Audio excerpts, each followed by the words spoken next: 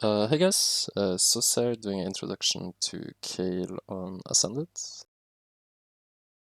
So this fight is really long, and there's a lot of stuff to learn. And usually if you have someone who doesn't know what they're doing, then this can be 10 times harder. To start off, we have the mage. Um, the mage, like our strategy with the mage is basically to kill her before she finish her cast. The ascended mechanic for the mage is Whirl in Flames. It will basically put like a effect on the ground, and then 10 seconds later a meteor will hit her. So the meteors will not hit all at once, but they will come 10 seconds after the ground effect appears, and you can see they gradually show up over time instead of all appearing at the same time. The warrior works more or less the same as heroic. It's worth noting that whoever stands closest to the boss will always get targeted first. So here you can see that we had a calculated approach where Squeezy stood close to the boss, and he will basically always get aggro the first time. On Ascended, you can see that the warrior has Blade Storm.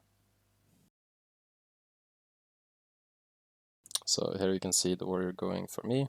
Generally, we want the warrior to be more or less on the left side, so here I blink through to try and get him to a more ideal situation. And then we just mark it so we know where it is. With the hunter, you can actually move him if you go really fast forward. So here you can see that we just move him over to the right side. So generally we put all the 3 adds on the right side so they're easier to tank.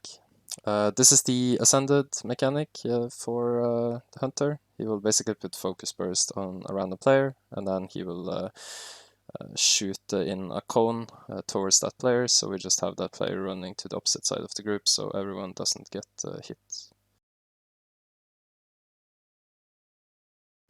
Now we have the Paladin. So the Paladin is the same as on Heroic. He has AoE Fair, and then he also has Seal of Vengeance. The added mechanic to the Paladin is Blood Leech, and Blood Leech is basically, he will basically suck everyone in the group, and you will take more and more damage the longer it lasts, so you can use Cloak of Shadows to reduce the damage. The healing he does will always be the same, it seems like.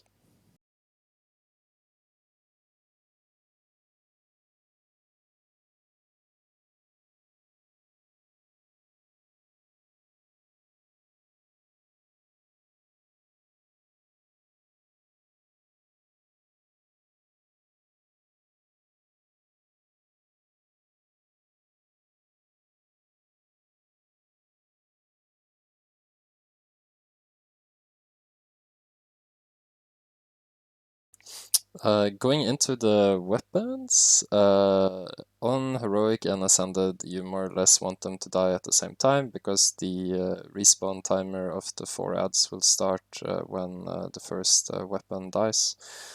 So this part of the fight will be different all the time. If you're a caster and you have spells, then the shield will basically absorb all the attacks done to players around, which means that the shield most likely will die very fast. So if you have spells, just keep that in mind. Try to attack the bow or the mace. If you're a tank, you can try and grab the adds away. So the most ideal situation would be where the shield basically gets stuck outside of where the adds are. So you can see here that all the weapons have extremely high HP, and this is not an ideal situation at all, but we make it work.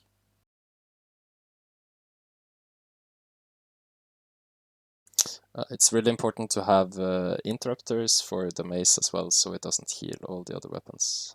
Here you can see that we have all the 4 adds at the same time, so a random player will get the warrior after him. So just generally try to kite it around, and if the warrior uses Blade Storm, then just make sure you don't get hit by it. it's very common for people to basically say, why did you pull the boss across the group when he was using Bladestorm? But honestly, it is not too hard for everyone just to walk away from it. So here you can see it's a Bladestorm, and I try my best to basically kite it around the group, and yeah, it works out.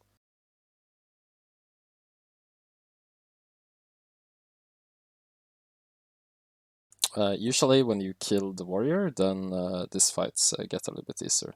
So here Sunux gets focus burst, and you can see he runs out to the side again. So he was the one getting hit by it first time around as well.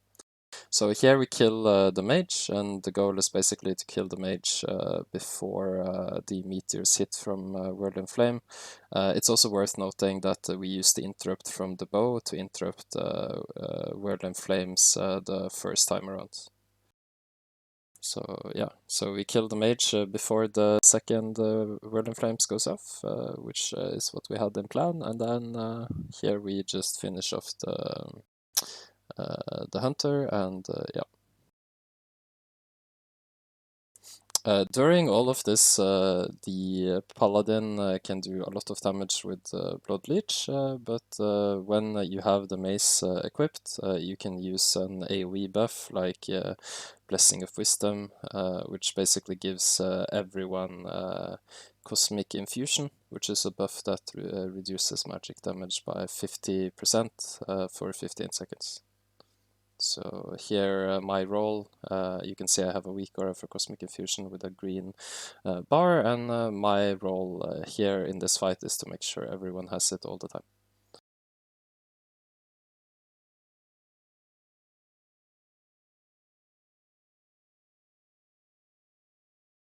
Going into phase 4, we're going to fight the boss. It's very common here to use marks so that you know where to run, like marks on the ground with the markers. We figured out it was just much easier to just have one player marked, and then we generally know where to run, and then we just stack on that one individual who has the mark on him. So here you can see Flame Strike.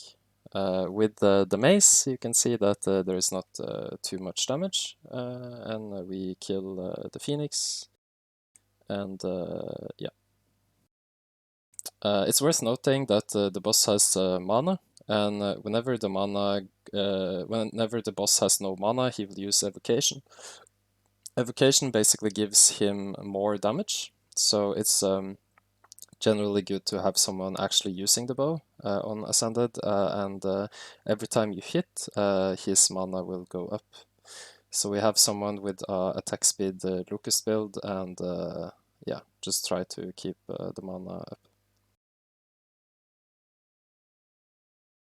We also have an interrupt rotation on the boss, so we have 3 players that constantly is communicating on Discord and trying to interrupt the fireballs. If the boss gets enough fireballs through, then he will get the instant pyro blast, which will kill the tank.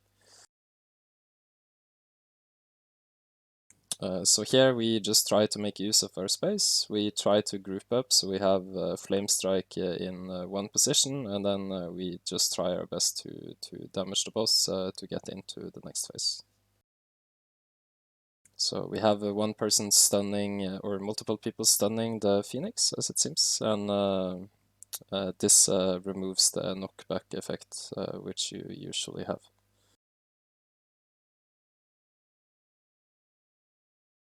The boss will also have a mana shield after every pyroblast, so it's important to remove this because it makes him immune to interrupts. So we have 2 players trying to remove the mana shield after every pyroblast. So other than that, this phase is more rinse and repeat.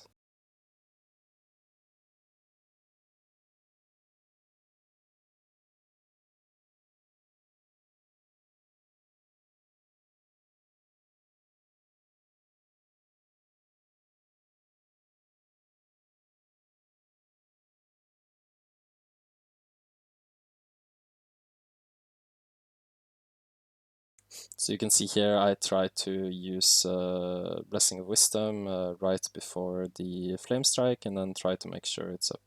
Here you can see our tank died from Pyroblast damage over time effect, so it hits really hard. Kael also hits with both his weapons, so he attacks really fast. So I would recommend a bear tank on this boss, because if you have a shield tank or 200 parry, it's a lot safer to go with a bear, because sometimes you don't avoid hits or something happens and you just get one shot. With a bear this would never happen. Here we go into phase 5. So phase 5 is more or less the same as on Heroic. You want one player basically getting close to the boss. So you can see here Knurig blinked close to the boss to be able to interrupt him fast before the transition. And after that it's more or less damaging the boss without flame strikes, and then we will have the transition, or the free damage as I've called it before, with the Ascended twist. So you can see here next gravity lapse on my time bar. So here we get ready, and then we disengage to the ground, because the fire effect, so this is the Ascended added mechanic with the fire effect. This is it spawns in the air, which means we can disengage down to the ground and then we avoid it. When you disengage, you lose the flying effect. And it's also worth noting that the boss casts like a chain lightning effect, and if you're in the air, this will deal a lot of damage. So it's all about getting to the ground more or less as fast as possible, so that you don't take extra damage from the effect. Here we have Dying Star, which is the Ascended mechanic, and this is basically an event where everyone is teleported, and Vash appears with a big star, and then the player with the sword has to basically run over there, click it, and then the player with the staff has to drag him back. So here you can see the player with the sword didn't die, and we get forward in the fight. Here we have another Ascended addition, where we have a Hydra, basically the same as from on Vash, spawning in the fight. So here we have someone kiting it, and then we have a tank tanking the guard elite. We did make a agreement that we were going to kill the elite, because it only has 750,000 HP, just to make the fight easier. Because yeah, like one cleave from the ad and someone will die, and yeah.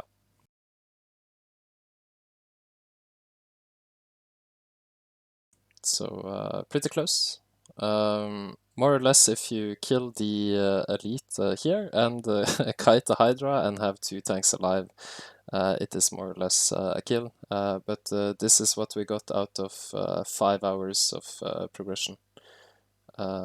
So yeah, so hope you enjoyed, and hope it helps. And yeah, the fight is more or less the same as phase 4 after you kill the elite with a Hydra that you can have the off tank tank. So yeah, so thanks for watching guys, and good luck.